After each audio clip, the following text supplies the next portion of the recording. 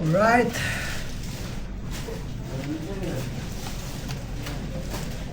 Gagawa tayo ng 200 na bulaklak sa loob lamang. Tagal natin hindi nakapag-video. Kinakalawang na yung ating lens. Ngayon, papakita ko na naman sa inyo. Sa mga gustong magbigay ng eleganteng bulaklak. Ayan. Elegante ha. 200, 200. Orange crush ang ating variety ng ating rosas. Dito sa right side, si Mr. Ali naglilinis. Isang batikan na maglilinis dito sa dito sa mundo. Mabilis.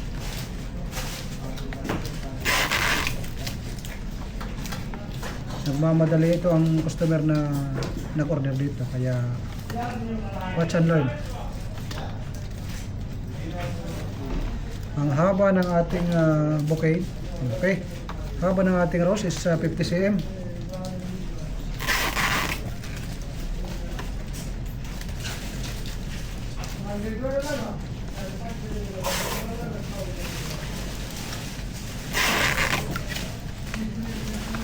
Shout out pala sa ating mga magigiting na tagagawa ng bulaklak.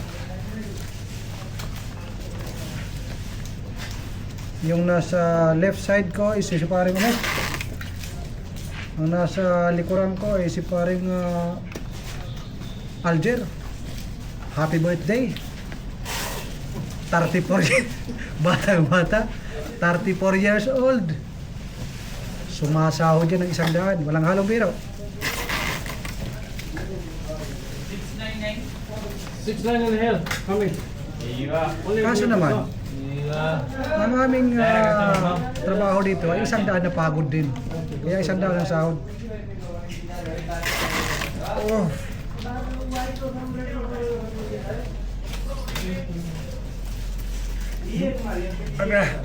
Kailangan pantay kasi.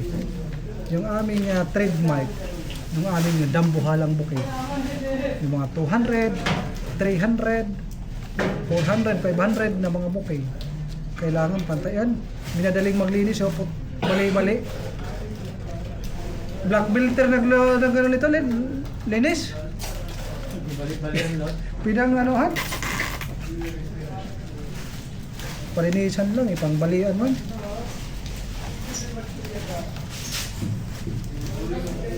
Itong ating video, walang halong cut ito ha. Hindi na tayo magkakat para sabihin nyo talagang pwede palang gawing 30 minutes ang isang napakalimang 30 minutes ha. Pero pag magawa ko yan ng 15 to 20 minutes, ang kondisyon ko sa inyo, simple lang. Siyempre, so subscribe niyo ako. Maraming salamat.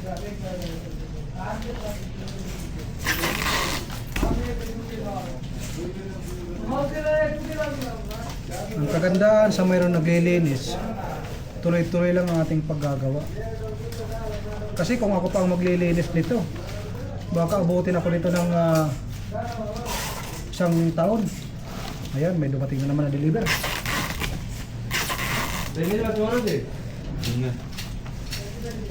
Tatlong tao ang naglilinis dito. Para sa ganito kalaki na bulaklak, para sa ganito kalaki na bouquet, pag gumagawa ka nito, kailangan mayroon kang sapat na kasanayan, experience at kaalaman. Hindi pwedeng sabihin lang na isa ka lang florist na gumagawa ka sa gilid-gilid na ng bulaklak ay kaya mo na ito.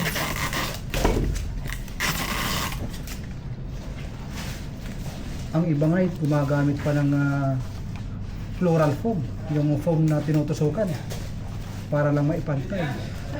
Pero dito sa amin, maniwala kayo sa hindi, nakikita nyo naman, hand tight lang mga kaibigan. Scotch tape lang, katapat.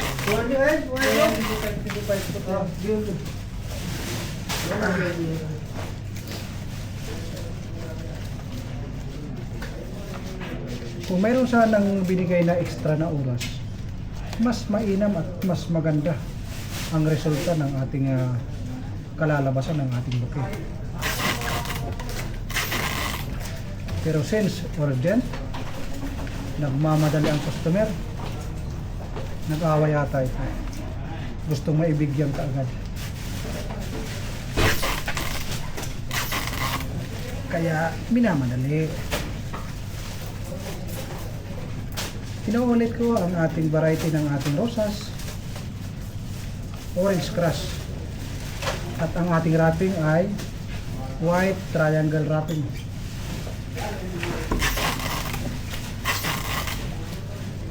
Mamaya i-explain ko sa inyo bakit tinawag na white triangle wrapping. Kung mayroon kayong katanungan, maaari kayong magtanong sa ating comment section tungkol sa mga iba't ibang bulaklak na inyong gusto malaman.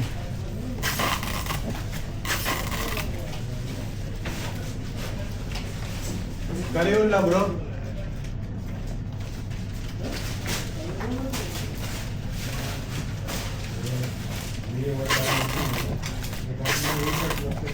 Oh, kailangan meron tayong ano sa kamay, suporta, protection. Kasi pag walang protection, baka mabuntis, baka magasgasan yung ating kamay. Ayan oh.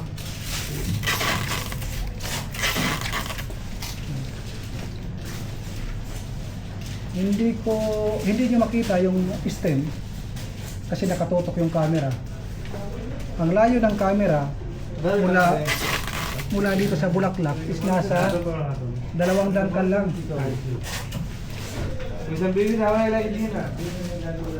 At hindi ko naman maayos kasi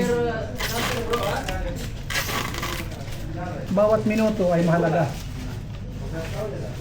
Kailangan matapos na ito kagad. Ayan o. Ayan.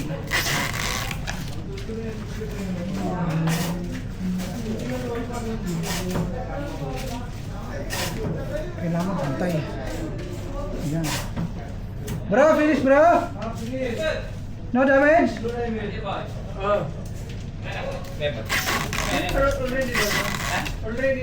Ang order ay 200 piraso. Dapat walang labis, walang kulang, wala ding sobra. Bawat bilang ay mahalaga. Kahit 1 piraso lang na damage, kailangan palitan para iwas complaint. Kung mayroong rosas na medyo hindi maganda, kailangan palitan yan. Pero kung bali at maganda naman ang bulaklak, pwede naman ipitin lang. Ang importante, maganda ang resulta. Oh. Pinapawisan ako ng malagkit.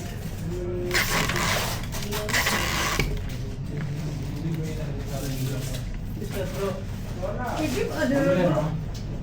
Give other. Give other.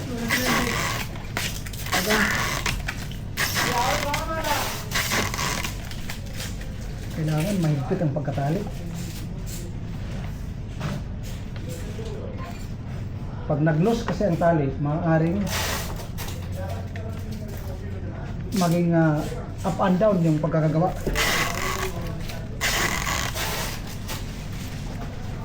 Malapit na.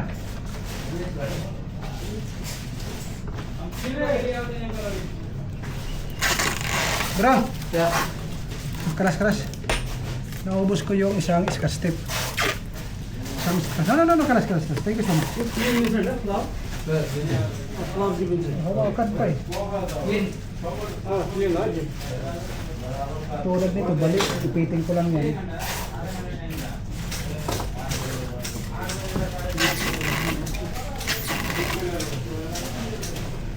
Ang ating ginagawa ay cut flower o real flower.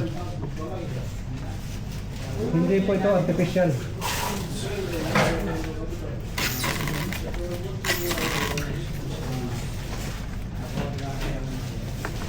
Ang aking height ay 5'4". Pero makikita niyo naman natatakpan na yung aking mukha. Para ma-imagine nyo kung gaano kalaki yung bouquet. Mas malaki pa ho yan sa akin.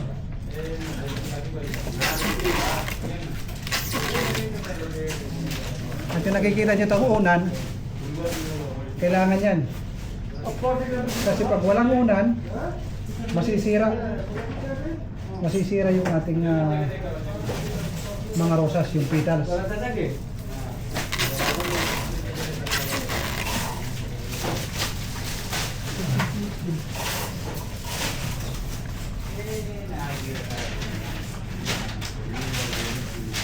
Yan, tapos na. Wrapping na lang.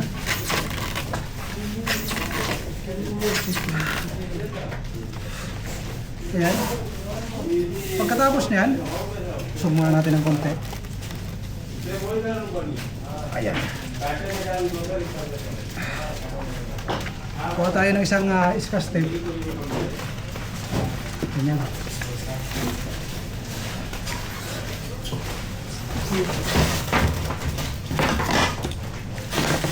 Pantayin natin para magandang resulta.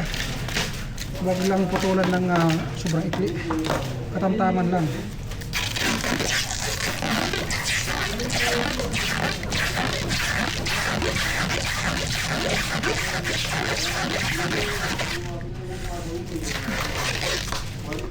Ganon. Tingnan natin kung nasa ang harap.